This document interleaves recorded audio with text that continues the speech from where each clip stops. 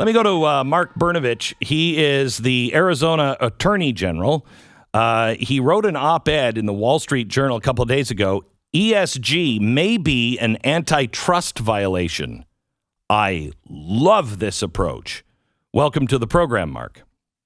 Thank you, Glenn. Thanks for having me on. Thanks for all that you do. Okay, so tell me how you view ESG and what it means to the people of Arizona and the people of the world.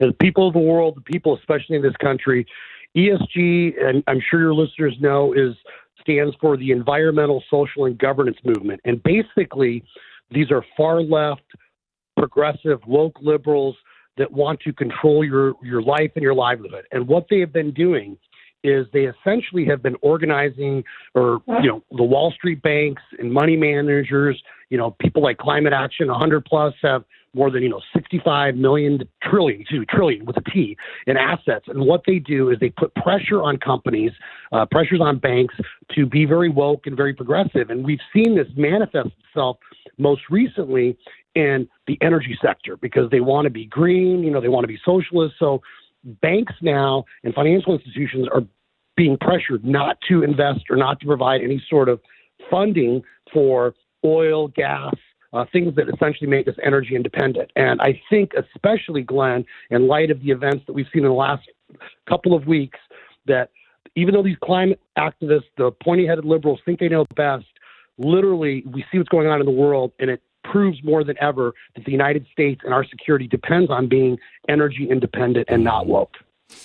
And it is, would you agree, it is going to trickle down to the average individual? I mean, I won't be able to buy perhaps the car I want because my ESG score will be too low. I can guarantee it will be. Yeah, and this is the woke neo-Marxist, and we see part of this going on in China with the social scores on an individual basis. But this impact that it's going to have on every single person listening, because what happens with the ESG movement, it's being pushed. It's the far left. It's the fossil fuel haters, and they're literally using your 401k, your investment funds, if you have any sort of retirement plan, and they're using that basically to drive their woke agenda. And so everything from the price of energy, obviously, when we're not drilling in Anwar or we're not doing permits, the oil companies or gas companies, coal companies can't get financing. That means higher energy costs, and higher energy costs, as we all know, ends up being that we pay more for our groceries, we pay more for our milk, and we know, and I know, that this isn't going to stop in the energy industry. We're already seeing this with things like the firearms industries. Mm-hmm. We're going to see it with religious liberties. And so ultimately, this is the far left, that neo-Marxist goal of, ironically, for the Marxists, they're going to control the financial institutions and the woke money managers, and they're going to use that, as Lenin said, the proverbial using our own rope to hang us with. Okay, so why do you say this is an antitrust violation? Well, I think, once again, I've been a tried and true principled conservative my entire life here in Arizona, and I think that very often the left comes up and is consistent in pushing their agenda, and our folks, us on the right, need to think sometimes a little outside of the box. And so we know this is wrong, what they're doing. We know that folks have, identified this problem and issue. And so now the issue, Glenn, is, well, what do we do about it? And so I have certain tools in my toolbox as the Attorney General. And I said, well, wait a minute. Antitrust law said that you can have agreements between competitors to artificially restrict competition. Are there third-party agreements that restrain or result in collusion that harm consumers? And so we have begun an investigation. I'm not saying I'm for sure where it's going, but I do think that if your 401k or your pension plan or your retirement savings are being used to facilitate a political agenda by big banks and big money managers, that very well could be a form of collusion that's harming consumers. Well, I just think this is genius, quite honestly, and I can't imagine you can't find it. My book is full of footnotes on all of the things they're doing, and you can, the agreements that the banks have signed have said we're getting out of of this kind of business. We're no longer going to make loans to these kinds of businesses. Our standards on social justice are this, and it is happening. I mean, it's like the mob, just a very buttoned up mob, when they call each other and say, "Boy, you're really putting yourself at reputational risk," which means you're going to be put out of business if you don't get on this side.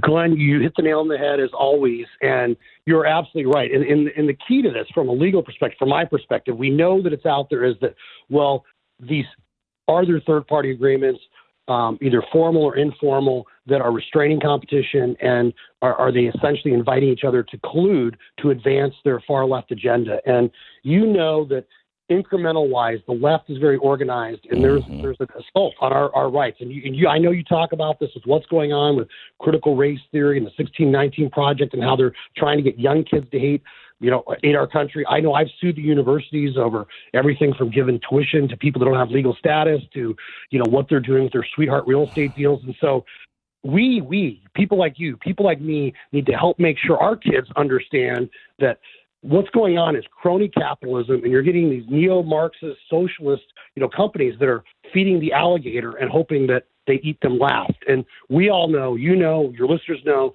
that every revolution will eventually eat itself, because the left, these banks and these money managers are playing footsies with the far left. They will never be far left enough for them. There's always going to be something else they'll need to do, and eventually they'll destroy this country, and they're already on that path. That's why I'm fighting. So when will you have an answer, and what does this path, if it does come back, your research does come back and say, yeah, I think I can prove this, what does that mean? Well, hopefully we've actually started the process, and a lot of it, quite frankly, is confidential by statute, and sure. No prosecutor worth their salt is ever going to say what they're going to do before they get all the facts and evidence. But I assure you that we take this seriously, and we've already started to get some materials. We're reviewing it, and that probably will lead to more subpoenas and more discussions, and I'm sure they're going to probably object to some stuff, and then we'll probably end up in court somewhere fighting over what we can get or not get. And, we're hoping this moves quickly, but, unfortunately, the left has a phalanx of lawyers and lobbyists, and, they try to make it, miserable for us. And, they've got the media on their side and everything else, and so they kind of play for time sometimes. So, but we're going to do everything we can, Glenn, to move quickly on this and get the other information. And, like I said, a lot of it's legally and ethically we can't. Yeah, I understand that. So, Mark, I appreciate it. When I saw your op-ed in the Wall Street Journal, I thought this is a great angle to attack from. We've got to hit them on all fronts, quite honestly, and I think this one has a really good chance of making a huge difference. But I will tell you, do not dismiss the pushback from the right. There are a lot of these rhino Republicans and honestly, a lot of capitalists who think, I can't tell the free market what to do. These are companies and they choose to do it. This isn't the free market. This is not the free market. By design, this is to usher in a stakeholder, from shareholder capitalism to stakeholder capitalism. So be very wary of the Republicans as well. They have been holding things up in some states as well. Absolutely, and I understand that, and that's why I made that reference to crony capitalism. And unfortunately, I think that a lot of times people see what's going on with the sweetheart real estate insider deals and what's going on in public universities, and so we don't, unfortunately, have that free market. You do have certain elites, and like I said, we're seeing this with the money managers and the bankers that actually have a lot of influence and kind of pick and choose, who gets to run for what office and all this other stuff. And look, Glenn, I'm a public school kid. I'm a first-generation American. My family fled communism. I am playing with house money, living in the greatest country in the world. So I don't back down from the fight, and it's slow and steady wins the race, and I'm going to keep fighting. Well, thank you very much, Mark. I appreciate it. Mark Brnovich, he is the Attorney General from Arizona. Please keep us up to speed. We'll follow that story for you.